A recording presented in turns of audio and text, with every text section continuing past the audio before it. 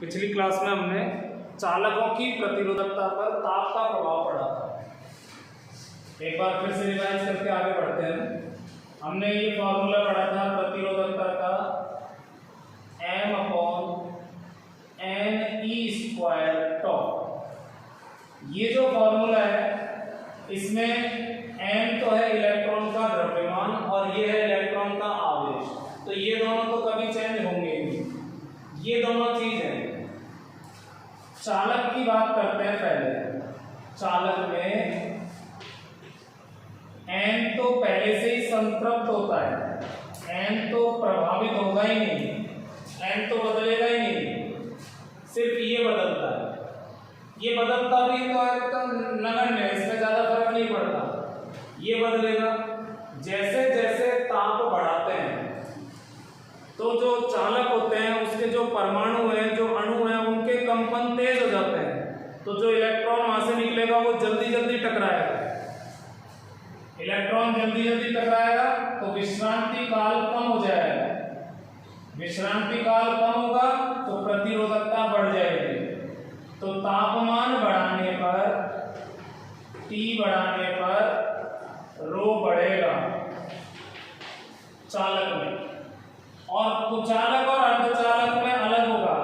कुचालक और अर्धचालक में उल्टा होता है। कुचालक और अर्धचालक में तो अपरिवर्तित रहेगा या नगण्य परिवर्तित होगा, इसमें ये परिवर्तित होता है, तो इसमें n बढ़ता है। जैसे जैसे टेम्परेचर बढ़ाएंगे, T बढ़ाने पर रो घटेगा। क्या होता है, जो कुचालक और अर्धचालक है उनमें n बहुत कम होता है, इसमें तो चालक में तो n खूब होता है। जैसे अगर मैं चालक का टुकड़ा ले लेता तो उसमें तो हर परमाणु से एक एक इलेक्ट्रॉन फ्री हो चुका, अब और गुंजाइश नहीं है। लेकिन कुचालक और अर्धचालक में n होते ही नहीं है, होते हैं तो बहुत कम होते हैं। तो जैसे हम गर्म करेंगे, ऊर्जा देंगे तो इलेक्ट्रॉन फ्री होंगे और n बढ़ेगा। तो वापस इस सूत्र में देखिए, n बढ़ेगा तो ये घटेगा, ये घटेगा, तो दोनों में उल्टा है निष्कर्ष। ताप बढ़ाने पर चालक की प्रतिरोधकता बढ़ती है और कुचालक की प्रतिरोधकता घटती है। एक टेम्परेचर है परम शून्य ताप। परम शून्य का मतलब हो गया 0 केल्विन, इससे नीचे कोई टेम्परेचर नहीं होगा। इसको हम -273.15 डिग्री सेंटीग्रेड भी कह सकते हैं। -273 आसान नहीं है इस टेम्परेचर पर पहुंचना। ऐसी बहुत कम लैब है जिनमें इसके नजदीक पहुंचा गया है, बिल्कुल फिक्स इसके बराबर तो पहुंचा ही नहीं जा सकता। तो इतनी इस टेम्परेचर पर क्या होता है, हम कह रहे हैं कि T बढ़ाने पर ये बढ़ेगा। अगर हम उल्टा करें, T को घटाएं, टेम्परेचर को कम करें, तो प्रतिरोधकता कम होगी, और 0 केल्विन पर ले जाएं कम करके। अगर टेम्परेचर हमने 0 केल्विन पहुंचा दिया तो प्रतिरोधकता इतना कम हो जाएगा कि ये लगभग 0 हो जाएगा। प्रतिरोधकता 0 तो प्रतिरोध भी हम 0 ही मान लेंगे, क्योंकि प्रतिरोध के फॉर्मूले में ये आता है, तो ये 0 होगा तो स्वाभाविक है ये 0 हो जाएगा। और इसमें उल्टा है कुचालक और अर्धचालक में, इसमें टेम्परेचर बढ़ाने पे ये घटता है। तो अगर हम उल्टा करें, टेम्परेचर को घटाएं तो ये बढ़ेगा। अगर हम टेम्परेचर को 0 ले जाएं तो ये इनफाइनाइट हो जाएगा, बहुत ज्यादा हो जाएगा, तो हम उसको अनंत कह सकते हैं। प्रतिरोध भी कह सकते हैं कि इन्फिनिटी हो जाएगा, बहुत ज्यादा हो जाएगा। तो कहने का मतलब है कि अगर आपने इनको ठंडा कर दिया तो ये सारे, ये भी कुचालक ही बन जाएगा, अर्धचालक, क्योंकि प्रतिरोधकता इनफाइनाइट होगी, बहुत ज्यादा हो गई, कुचालक ही कहलाएगा। फिर वो अर्धचालक भी कुचालक बन जाएगा, परफेक्ट कुचालक बन जाएगा। अब वापस इस पर आते हैं। ये परम शून्य ताप पर प्रतिरोध या प्रतिरोधकता शून्य हो जाती है, उस अवस्था को बोलते हैं कि चालक सुपर चालक बन गया, सुपर कंडक्टर बन गया। तो हम एक छोटा सा टॉपिक और है, उसको बाद में लेंगे सुपर चालक को, पहले हम इसमें एक चीज और पढ़ते हैं। एक है प्रतिरोधकता ताप गुणांक, एक भौतिक राशि है ये प्रतिरोधकता ताप गुणांक, इसको अल्फा से व्यक्त करते हैं। पहले एक बार मैं इसकी परिभाषा दे देता हूं, इसी से सूत्र मिल जाएगा। इकाई तापांतर के लिए, इकाई तापांतर के लिए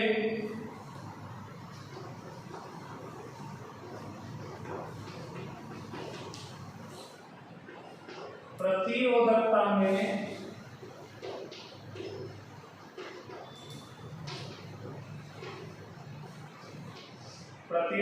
में भिन्नात्मक परिवर्तन को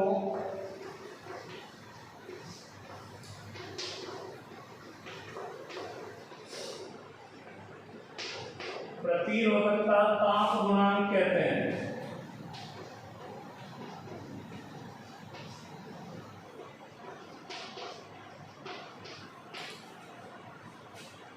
इकाई तापांतर के लिए प्रतिरोधकता में भिन्नात्मक कह दो चाहे आपेक्षिक कह दो, उस परिवर्तन को प्रतिरोधकता कहते हैं। तो इसका फॉर्मूला ये हो जाएगा delta rho upon rho zero delta T.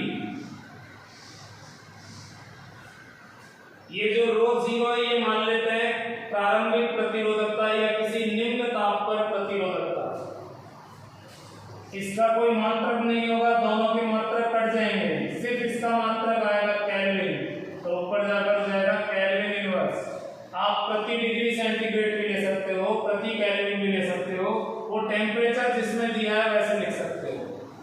अब हम इसको थोड़ा और सॉल्व करें। अल्फा इक्वल टू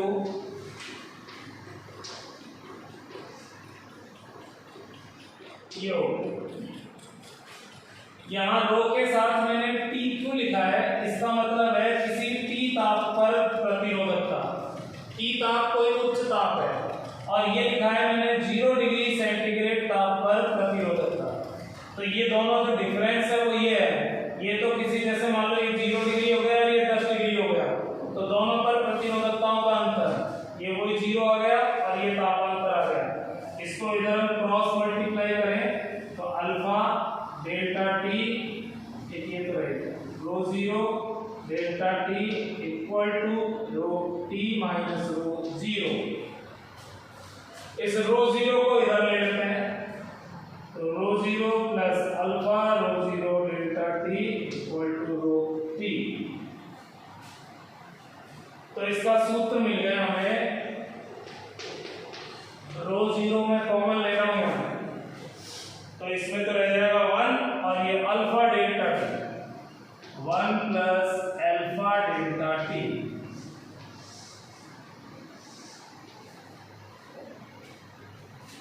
तो ये फॉर्मूला हो गया, जैसे आपको दे दिया जाए कि 0 डिग्री सेंटीग्रेड पर प्रतिरोधकता और ये अल्फा तापमान दे दे कुछ, तो ये निकाल सकते हो।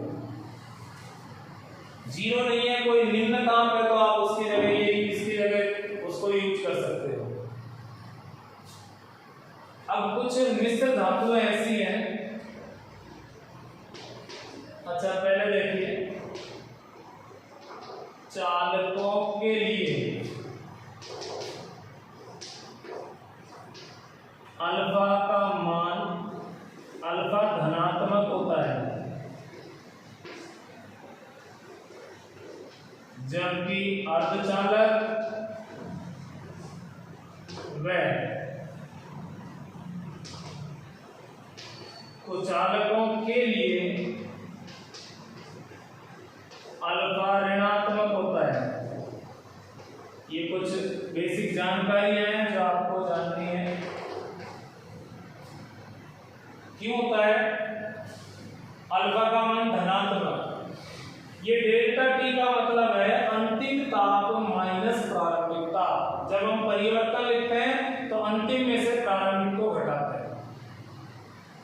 तो अगर आप अंतिम ताप कह रहे हैं, तापमान बढ़ा रहा हूं मैं, तो अंतिम ताप ज्यादा आएगा तो ये डिफरेंस धनात्मक होगा। तो जब कोई चीज बढ़ती है तो उसका अंतर धनात्मक लिया जाता है।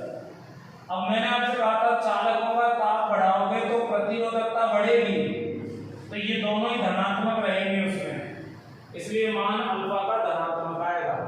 लेकिन अगर मैंने अर्धचालक या कुचालक लिया तो अर्धचालक और कुचालक में क्या होता है, टेम्परेचर बढ़ाने पर ये घट जाता है। अगर आपने ये धनात्मक लिया तो ये ऋणात्मक आएगा, उसमें ये कम हो जाएगा इसकी वजह, तो ये डिफरेंस नेगेटिव आएगा तो अल्फा का मान नेगेटिव हो जाता है। कुछ ऐसी भी मिश्र धातु हैं जिनके लिए ये जीरो आता है, ये डिफरेंस होता ही नहीं है, बहुत नगण्य होता है, अल्फा का मान नगण्य होता है। जैसे मैग्नीज, मैग्नीज नहीं है, मैग्नीज तो शुद्ध धातु है, मैग्नीज कांस्टेंटन, यूरेका आदि मिश्र धातुएं हैं, आदि मिश्र धातुओं के लिए अल्फा नगण्य होता है।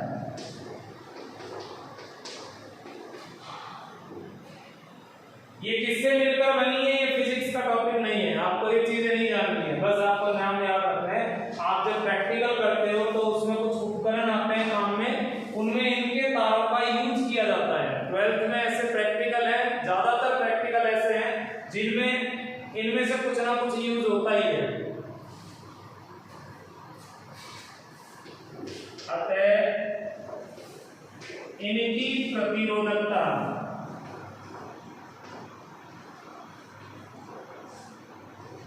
ताप पर निर्भर नहीं करती। अब आप सोच रहे हैं ताप पर तो क्यों नहीं करती है, ताप बढ़ाने पर तो प्रतिरोधकता बढ़ती है धातुओं की, लेकिन ये कुछ स्पेशल धातु हैं, इनमें कुछ स्पेशल ऐसी चीजें मिलाई हैं जिनकी वजह से प्रतिरोधकता ताप से प्रभावित ही नहीं होगी। अब जैसे आप प्रैक्टिकल कर रहे हो, प्रैक्टिकल मान लीजिए 10 मिनट तक स्विच ऑन रखना है आपको, तो वो तो फिर गर्म हो जाएगा, तार गर्म हो जाएगा तो प्रतिरोध वगैरह बदल जाएंगे, तो फिर तो रीडिंग गलत हो जाएगी। तो इसलिए ऐसे तार लगाए जाते हैं जिनका प्रतिरोध बढ़ता ही नहीं है ना घटता है, कांस्टेंट रहता है।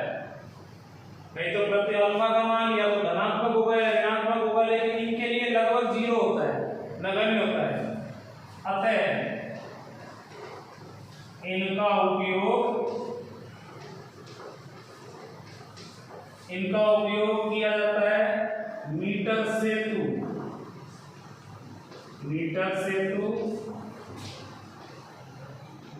विभवमापी,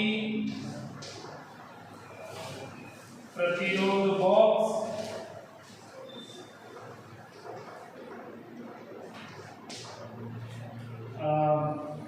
धारा नियंत्रक,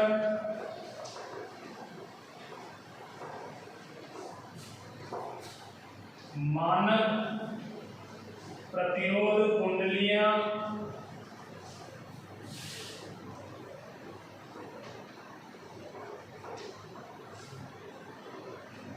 आदि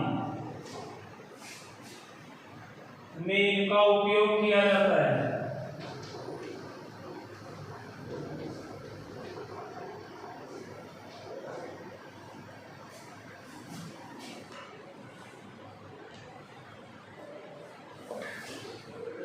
तो ये ऐसी मिश्र धातु हैं जिनका उपयोग करता है मीटर सेतु में एक तार लगा होता है, विभवमापी, प्रतिरोध बॉक्स, धारा नियंत्रक।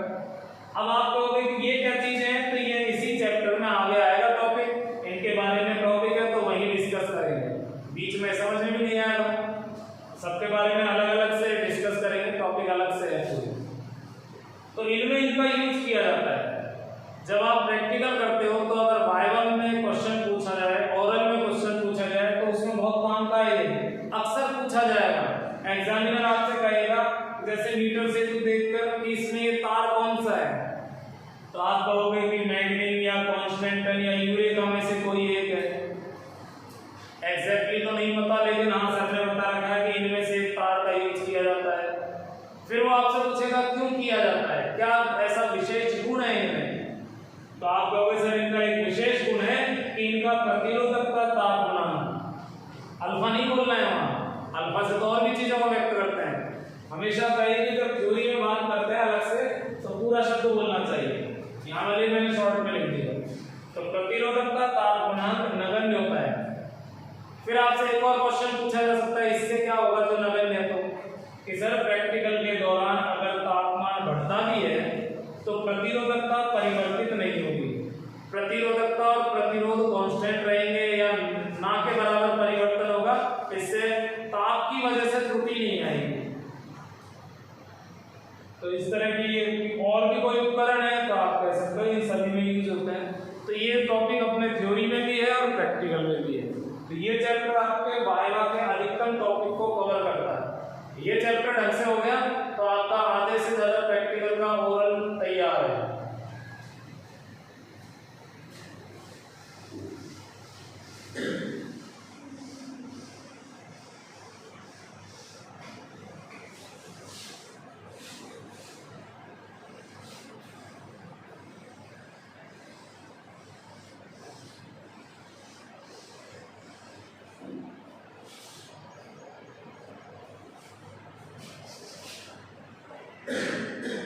इसके बाद में है अतिचालकता, सुपर कंडक्टिविटी।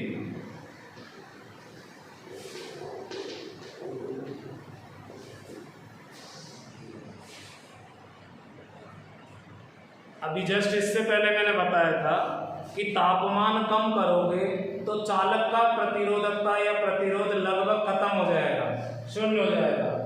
तो परम शून्य ताप पर ही नहीं, परम शून्य ताप से पहले ही हो जाता है। लेकिन आप थोड़ा नजदीक जाना पड़ेगा, हमारे हिसाब से तो फिर भी बहुत ठंडा है। तो परम शून्य ताप के समीप कुछ चालक ऐसे होते हैं जिनकी प्रतिरोधकता लगभग शून्य हो जाती है, प्रतिरोधकता समाप्त हो जाती है। इस गुण को, इस प्रभाव को बोला है अतिचालकता। आजकल साइंस में, फिजिक्स में ये स्पेशल अलग से एक शाखा बन गई है, क्योंकि अगर चालकता बहुत ज्यादा बढ़ जाती है तो बिजली का बहुत कम खर्च होगा।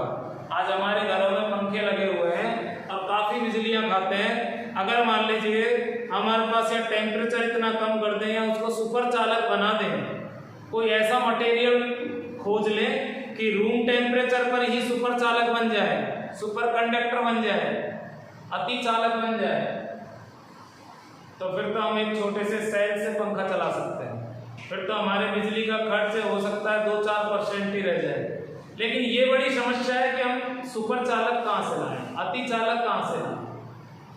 तो आजकल साइंस में नई नई खोज हो रही है और वैज्ञानिक इस चीज में लगे हुए हैं कि हम सामान्य दैनिक जीवन में तो टेम्परेचर इतना ठंडा कहाँ से करें। आप सोच रहे हैं पंखे के पास में ऐसा सिस्टम लगा दो जो ठंडा करेगा, फ्रिज लगा दो तो फ्रीजर लगा दो तो वो बिजली खाएगा। हमें कुछ ऐसा सिस्टम करना है कि जो सामान्य ताप पर सुपर चालक हो जाए। तो लग रहे हैं इस पे साइंटिस्ट। तो अति चालकता एक प्रभाव हो गया है, गुण हो गया, जिसमें वो सुपर कंडक्टर बन जाता है पदार्थ। तो इसकी परिभाषा होगी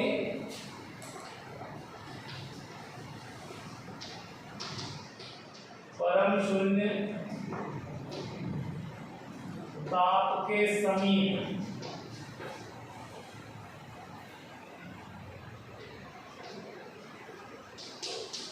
चालकों की प्रतिरोधकता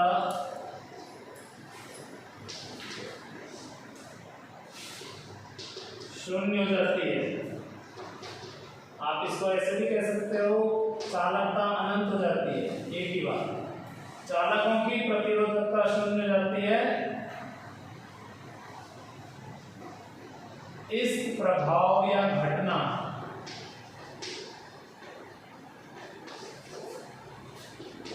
को अति चालकता कहते हैं।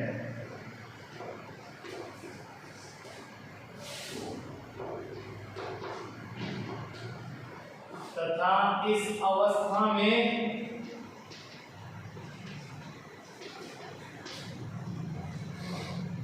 चालक को अति चालक कहते हैं।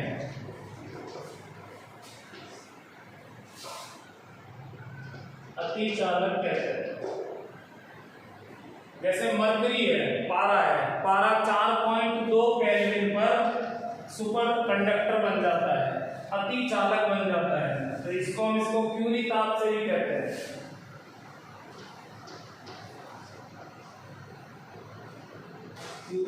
क्रांतिक ताप।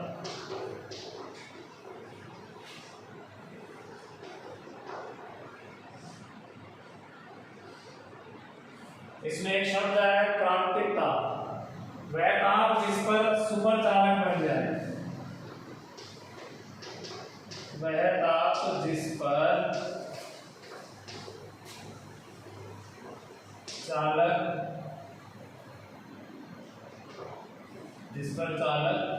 अति चालक बन जाता है।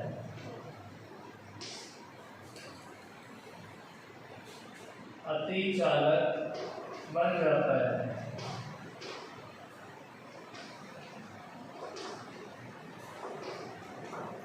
उसे क्रांतिक ताप कहते हैं। ये क्रांतिक शब्द काफी जगह आता है, तो ये क्रांतिक ताप अति चालक के संदर्भ में चल रहा है। फॉर एग्जाम्पल Hg, पारे का क्रांतिक ताप 4.2 केल्विन, मतलब 269 माइनस 269 डिग्री सेंटीग्रेड हो गया है।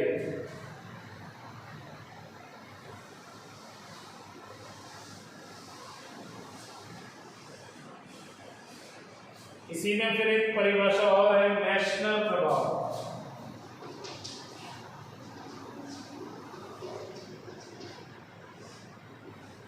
आरबीएस में पिछले साल था, एनसीईआरटी में तो नहीं है, वैसे ही बता देता हूं मैं। जब सुपर चालक होती है कोई चीज, तो उसके अंदर चुंबकीय गुण नष्ट हो जाता है, चुंबकीय क्षेत्र शून्य हो जाता है। तो हम इस चीज को नेशनल प्रभाव कहते हैं, तो इसको ऐड करिए। तो सुपर चालक बस परिभाषा और पारे का जो एग्जाम्पल है, दो ही चीज ध्यान रखनी है।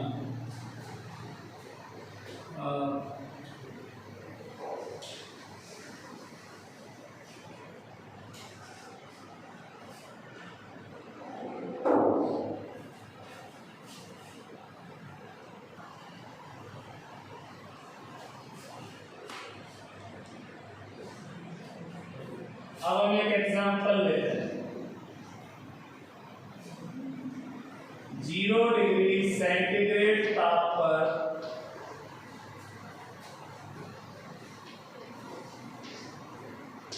किसी चालक का प्रतिरोध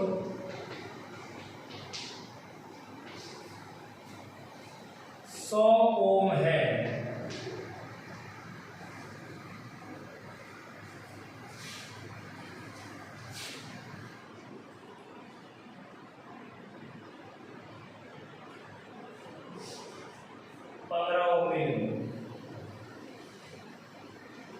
डिग्री सेंटीग्रेड ताप पर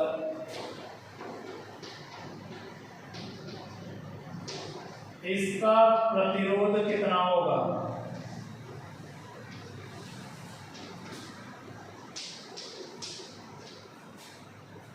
यदि इसका अल्फा जो है वो है 3 × 10⁻⁻⁴ या -3 -4 ले लो। प्रति डिग्री सेंटीग्रेड बोल दो चाहे प्रति केल्विन बोल दो, अंतर में कोई फर्क नहीं पड़ता। तो मैंने लिखा है डिग्री सेंटीग्रेड इनवर्स, क्योंकि प्रति तो कैसे लगाएंगे, डिग्री की है, थोड़ा अजीब सा हो जाएगा। तो हमें फॉर्मूला ये नहीं लगाना है रो बराबर रो जीरो वाला, हमें लगाना है आर वाला, क्योंकि इसमें क्वेश्चन में प्रतिरोध दिया है। तो जिस तरह से प्रतिरोधकता होती है उसी तरह से आर हो जाता है।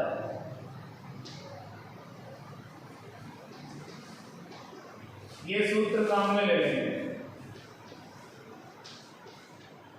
अब रही बात इसकी, तो ये जो वैल्यू है 0 डिग्री सेंटीग्रेड पर प्रतिरोध, ये आप 0 रखेंगे। 15 ओम जो है वो न्यून ताप पर है, ये वाली वैल्यू है, तो यहाँ 15 ओम रखेंगे। 1 प्लस अल्फा, अल्फा का मान ये दिया हुआ है 3 × 10⁻⁻⁴। अब डेल्टा टी, डेल्टा टी का मतलब है तापमान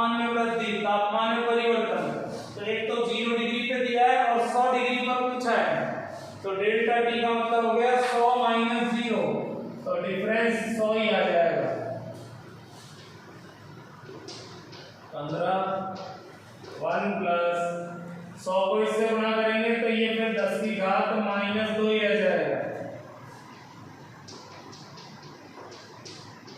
अब इसको हटाओ यहाँ से 0.03 लिख देते हैं क्योंकि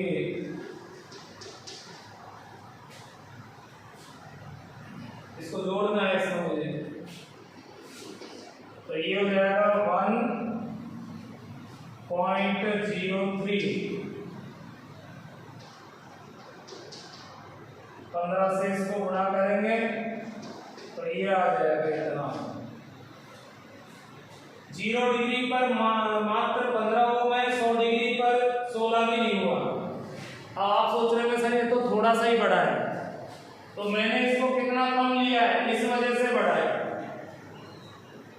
अगर मैं इसको थोड़ा ज्यादा लेता हो सकता है ये उसके लिए हो, मैग्नीट के लिए हो, कांस्टेंट के लिए हो, लेकिन अगर इसकी वैल्यू ज्यादा होती, फिलहाल तो देख लो आप कितना कम है -4। अगर मान लीजिए वैल्यू बहुत ज्यादा होती -2 होता, तो -2 होता तो ये -2 नहीं बचता, फिर ये 3 बचता तो 1 और 3 4 और 15 चौक 60 हो जाता डायरेक्ट। तो मैग्नीट वगैरह ऐसी धातु हैं जिनके लिए लगभग इतना या इससे भी कम होता हो। एग्जैक्टली तो मुझे भी नहीं पता, आपको भी नहीं जानना है, क्वेश्चन होगा तो उसमें ये दे देगा। अब मैं एक और क्वेश्चन लिखता हूं।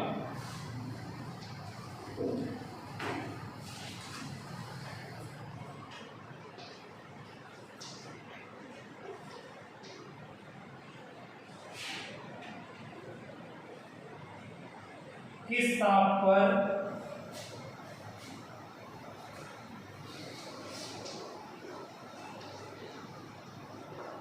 चालक का प्रतिरोध 0 डिग्री सेंटीग्रेड ताप पर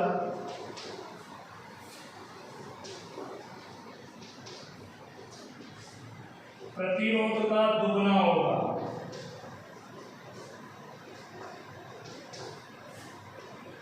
यदि प्रतिरोधकता ताप गुणांक है 1.7 10⁻⁻⁴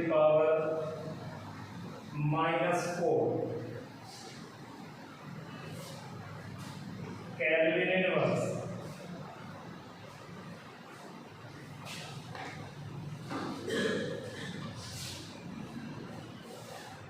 या 1.7 10⁻³ ले लेते हैं, वैल्यू ज्यादा आएगी तो आ जाएगी।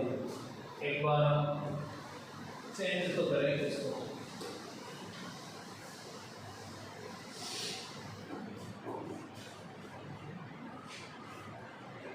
तो ये क्वेश्चन है, इसका सॉल्यूशन देखिए। हमें फॉर्मूला लगाना है ये 1 + α∆t। हमसे कहा है कि 0 डिग्री सेंटीग्रेड ताप पर जो प्रतिरोध होता है उसका दुगना प्रतिरोध किस ताप पर होगा। मतलब 0 डिग्री सेंटीग्रेड पर ये जो प्रतिरोध है इसका दुगना होना चाहिए। ये क्वेश्चन की लैंग्वेज को समझना कि वो कौन सा ताप है जिस पर प्रतिरोध का मान 0 डिग्री सेंटीग्रेड के जो प्रतिरोध है उससे डबल होता है। तो 0 डिग्री पर हमने R0 लिया है, तो इसका मान R0 से जस्ट डबल लेना है।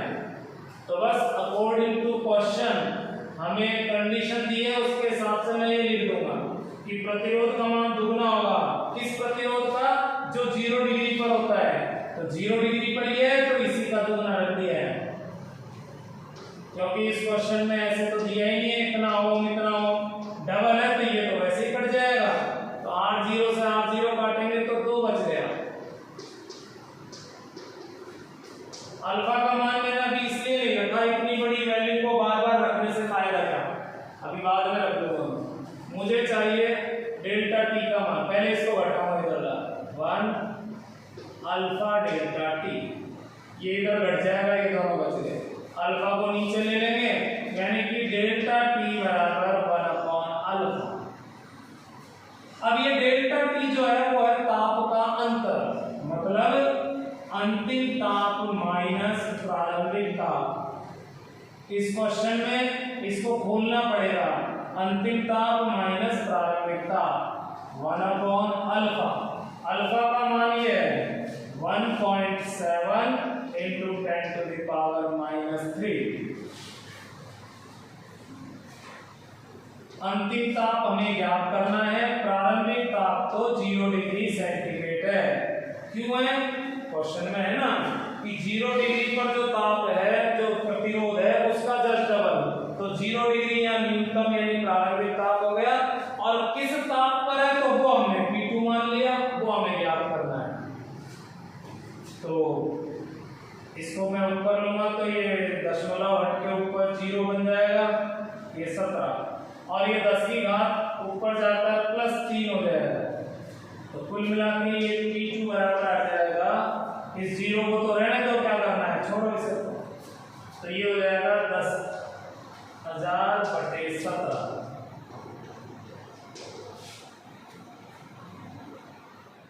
सत्रह का भाग दे दो। अगर आपको 17 की जगह मैं इसको 15 ले लेता हूँ तो ज्यादा ठीक रहेगा कैलकुलेशन में। आप 17 ही रहने दो, 17 से सॉल्व कर लेना। मैं तो क्या है कि ऑनलाइन क्लास है, मैं क्यों कैलकुलेशन में टाइम खर्च करूं। तो अगर 15 से डिवाइड करना है तो पहले मैं इसको 5 से कैंसिल कर लेता हूं। आगे आ जाएगा 6 बार जाएगा, 2 बचेगा, यही आता चला जाएगा।